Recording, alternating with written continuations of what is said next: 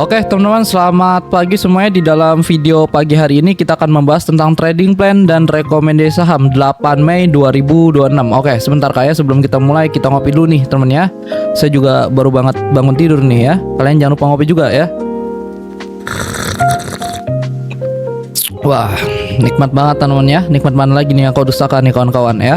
Oke, langsung aja kita mulai untuk saham BBCA. Nah, untuk saham BBCA ya, dia rebound nih Kak ya. Kenapa dia rebound ya? Karena ini adalah area Fibonacci. Nah, maka dari itu kan udah saya bilang nih teman ya, Fibonacci sangat bagus buat kalian pelajari dan kalian pemula wajib. Bagaimana caranya kan udah ada di kelas digitalnya. Coba kalian tonton ya. Paling bawah itu udah lengkap tuh Kak, dari settingan ya, cara entry, cara TP menggunakan Fibonacci udah lengkap tuh saya bahas ya. Tinggal kalian tonton aja. Nah, pertanyaannya, kenaikan ini apakah akan berlanjut? Tidak teman-teman ya. Kalau kita lihat dari strukturnya, karena apa? Karena dia ini masih bergerak dalam trend bearish. Sama juga teman-teman untuk saham BBRI ya, sama strukturnya masih bergerak di dalam trend bearish Kak ya. Nah, jadi kalau lu lihat, wah dia bullish, dia naik, gua hajar ya, jangan temen ya. Kalau lu trader ya beda lagi Kak. Kalau investor sih ya bagus-bagus aja temen ya. Nah, lihat deh, kalian perhatikan ya, strukturnya ini masih bergerak dalam trend bearish. Jadi kalaupun dia naik Kak, nah ini kenaikannya ini masih sebatas kenaikan sementara aja. Kecuali nih temen ya, nih ini fase penentu nanti nih ya. Kalau misalkan dia nanti nih ya nggak jebol atau muncul candle merah, nah itu kemungkinan besar dia akan lanjut turun tuh. Nah, tapi kalau misalkan nanti dia jebol garis kuningnya nih ke atas, jebret begini nih temen ya, nah itu udah beda lagi deh, beda lagi temennya. Nah, jadi kalian perhatikan aja deh nanti nih ya, bagaimana nih candle selanjutnya, itu penentu temen ya. Oke, kita lanjut lagi untuk saham cuan nih Kak ya. Oke, nah untuk saham cuan juga ya, saya sebenarnya udah masuk juga nih temen ya. Nah, nanti coba kita perhatikan nih Kak ya, stop loss saya di mana, di bawah candle hijau ini temen ya. Nah, namanya juga trader temennya, wajar aja kalau stop loss mah ya. Jadi kalian gak usah sedih dan lain sebagainya.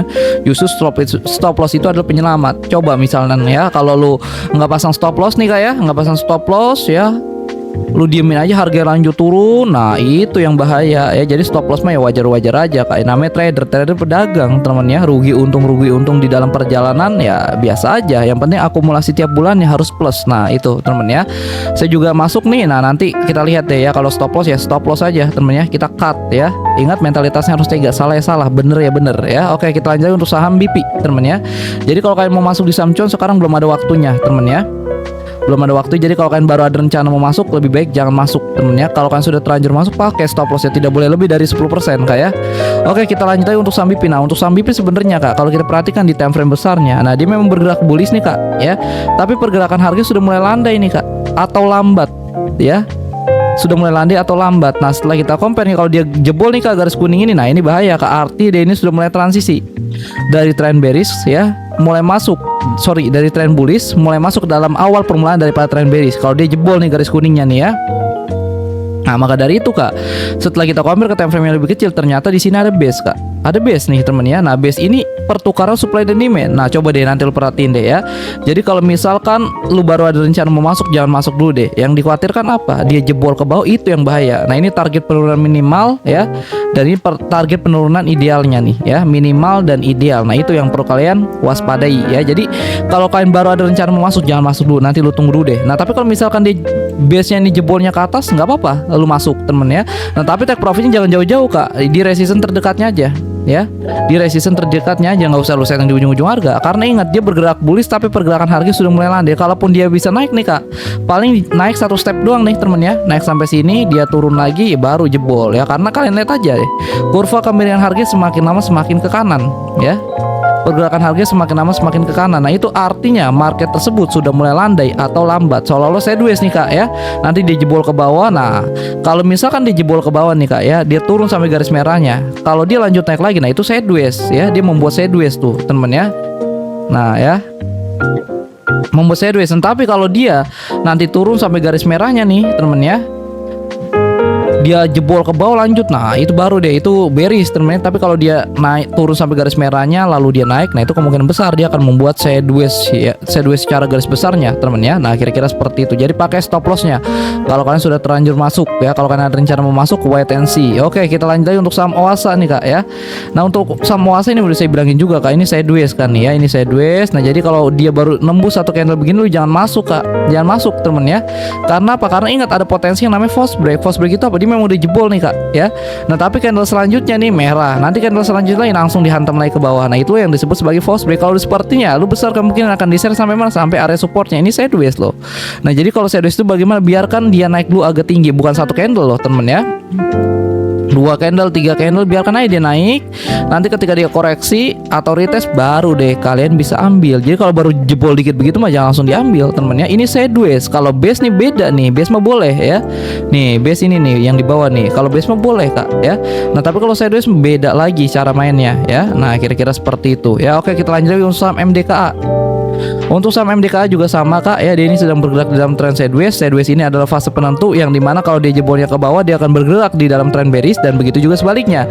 Kalau dia jebolnya ke atas dia akan bergerak di dalam tren bullish. Nah permasalahan di sini apa? Lu nggak tahu dia jebolnya ke bawah atau ke atas. Nah jadi kalau lu tanya cara yang paling aman untuk masuk di saham MDKA seperti apa ya, tunggu pattern sebenarnya terbentuk. Itu cara yang paling aman ya nih ya. Kalau misalkan nanti ada sideways lagi, cara masuk seperti ini ya.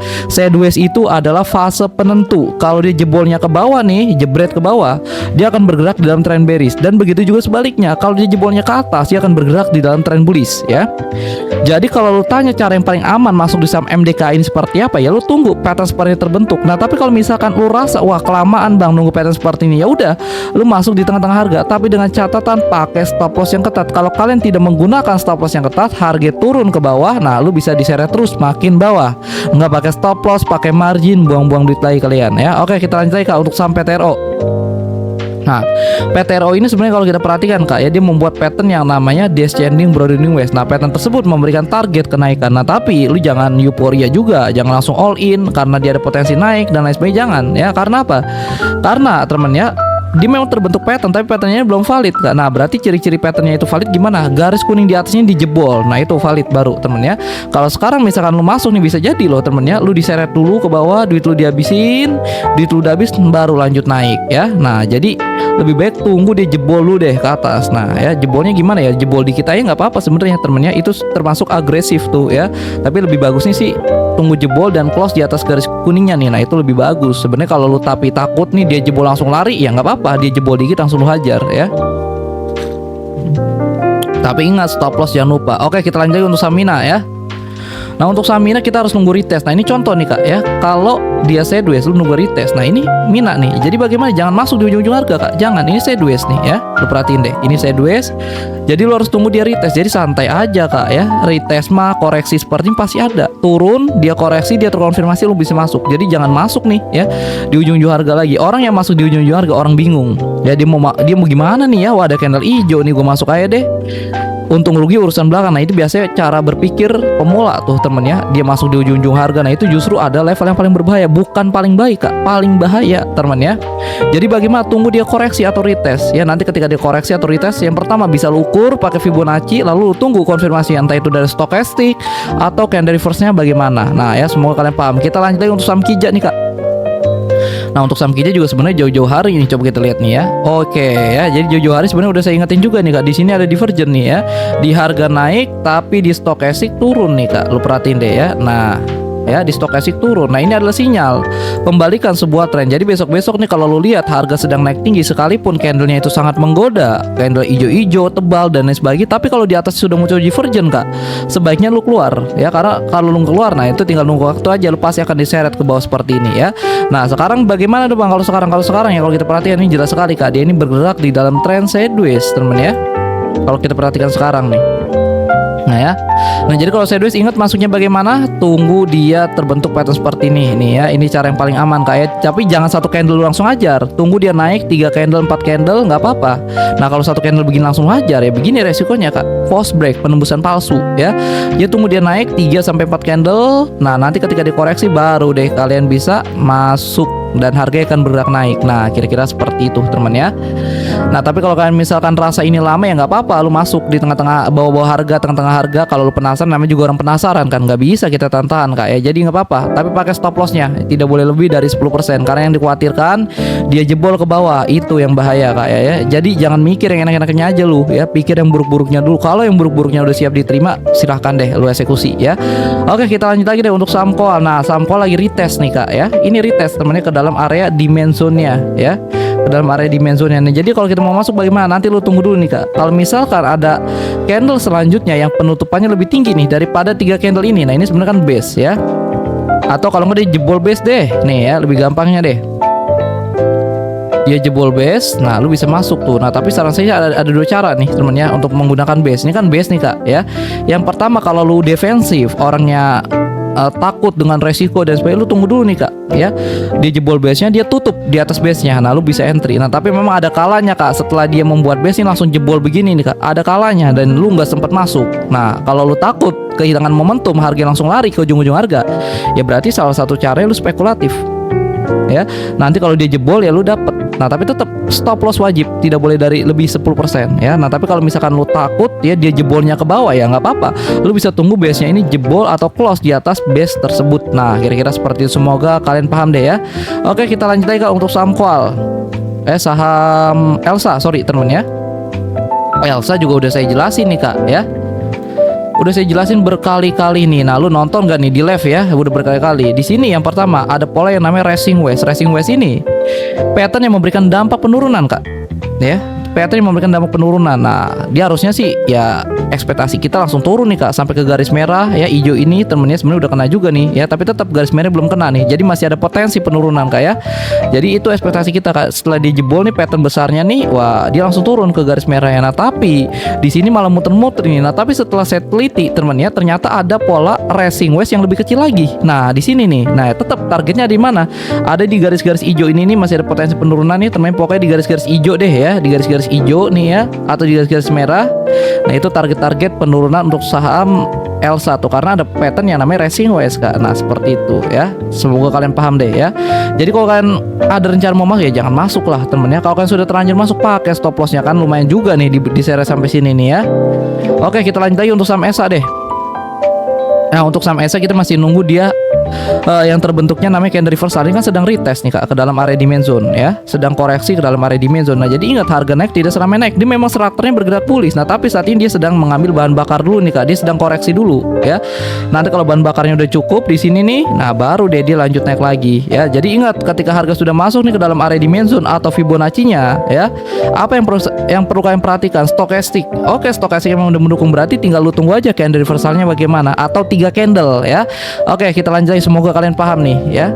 Kita lanjut untuk saham IPOL. Nah, IPOL ini wah ini sideways jelas sekali, tapi ini sangat tidak direkomendasikan apalagi lu pemula ya, karena marketnya ini sangat agresif. Bisa lu tonton di video yang kedua temen ya, tentang kondisi market. Nah, itu ada kondisi market yang tidak layak di trading karena salah satu contohnya seperti ini ya. Jadi mohon maaf deh kayak kita skip dulu deh untuk saham IPOL. Jadi kalau kalian sudah terlanjur masuk pakai stop lossnya karena ini bahaya juga nih ya. Oke, PSDN juga sama Kak. Dia ini sedang bergerak di dalam kondisi sideways yang sangat besar ya, sideways yang sangat besar. Nah, jadi cara masuknya bagaimana ya? Tunggu dia retest Kak. Ya, dia jebol ke atas ya, lalu dia retest atau koreksi baru lu bisa ambil. Jadi kalau dia baru jebol 1 candle hijau, wah, masuk deh, masuk jangan ya. Ingat ada false break. Nah, itu ya, seperti itu. Oke, kita lanjut lagi untuk saham SDMU nih teman-teman ya. Kita lanjut tuh sama SDMU. Nah, SDMU juga sama nih Kak, dia masih bergerak di dalam kondisi sideways Kak ya. Jadi cara masuknya bagaimana? Tunggu dia retest ya, tunggu dia retest baru kalian bisa masuk. Sideways nih fase penentu ya. Kalau lu misalkan penasaran nggak apa-apa lu masuk di tengah harga, tapi dengan catatan pakai stop lossnya. Kalau kalian tidak menggunakan stop lossnya, harga jebol ke bawah, itu yang bahaya. Lu bisa diseret terus makin bawah. Oke, yang terakhir ESIP udah kena TP nih kawan-kawan ya, udah kena TP ya, udah kena TP ya. Jadi apa yang mau kita bahas Kak ya? Jadi kalau kalian sudah ngikutin kita nih kemarin di live dan sebagainya ya lu TP lah ya, TP temennya. Kalau misalkan lu baru ada rencana mau masuk ya jangan masuk lah ya. Nah, ini tahu dari mana Bang? Kok bisa entry ya? Fibonacci Kak ya. Tarik dari bawah ke atas. Nih, lu perhatiin deh tuh ya. Masuk ke 382 0,5 langsung running. Nah, targetnya ini dari mana Bang? Targetnya juga pakai Fibonacci Kak ya. Tarik dari bawah ke atas nih ya, dari bawah ke atas. Nah, lu perhatiin deh ya, 1272 dan 1618. Nah, itulah pentingnya Fibonacci ya. Ketika harga turun lu jadi tahu turunnya sampai mana, ketika harga naik lu juga jadi tahu naiknya sampai mana. Nah, jadi ingat jangan serakah ya. Kalau udah sampai kena area tersebut, udah muncul nih candle merah, candle kecil, apalagi sampai muncul candle reversal, cut, jangan mikir 2 kali ya. Nanti kalau dia udah muncul candle merah mikirnya begini lagi nih ya, wah masih bisa naik nih ya, masih bisa naik, tenang aja. Nah, jangan begitu Kak. Kalau mikir begitu lu ragu. Kalau ragu lu diseret lagi ke bawah ya. Oke teman-teman ya, saya Rido Shihab. Semoga kalian paham teman-teman ya. Kalau belum paham ya tanya aja deh ya. Oke teman-teman ya, saya pamit undur diri. Nah, kita ngopi dulu deh, nanti kita lanjut live ya. Assalamualaikum warahmatullahi wabarakatuh.